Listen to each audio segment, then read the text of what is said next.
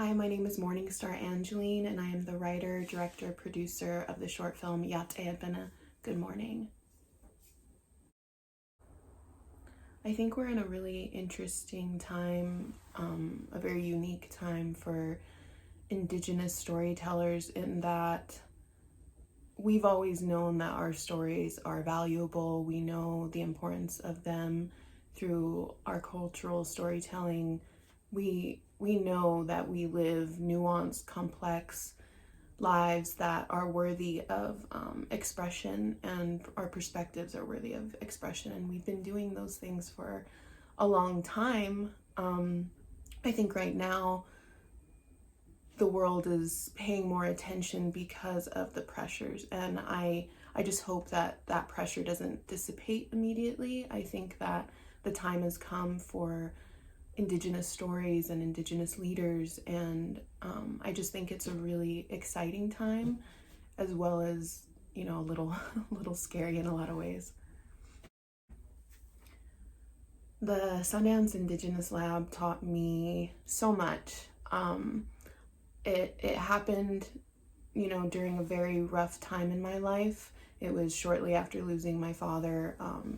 He passed away in 2016, and I was still recuperating, and I was barely really finding the drive, and I was still asking for permission to be a writer, to be a director. I was still in that phase of not really having the self-confidence that I needed to just take the initiative in those things. So I think the Sundance Lab really helped me find my voice, and really also gave me the space to try things with this story.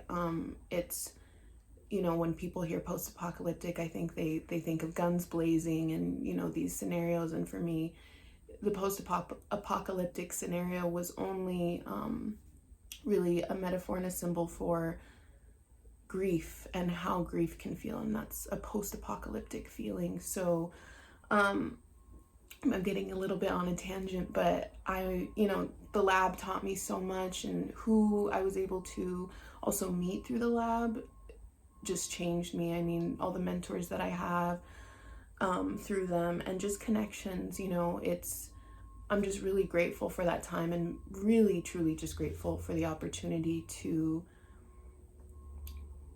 make this movie, which I think is the film that'll be the most outwardly a reflection of my own life in my whole, you know, film career. I really took a step to be incredibly vulnerable for this story. So the idea for the film came about really naturally. I mean, I didn't really sit there for too long. I was grieving my dad, and I just was letting myself write something without the pressures of, you know, doing something with it, or I was just writing to go through my grief. And like I said, I definitely thought the post-apocalyptic environment that she was living in was definitely a symbol of how her grief felt. And it was also just an inner dialogue that I was trying to have of what it feels like to lose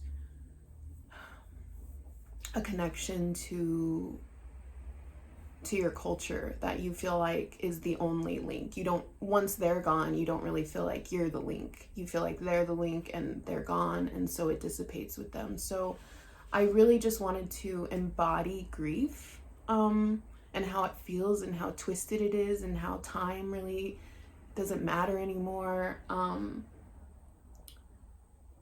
I had no idea that the film would mirror reality so quickly.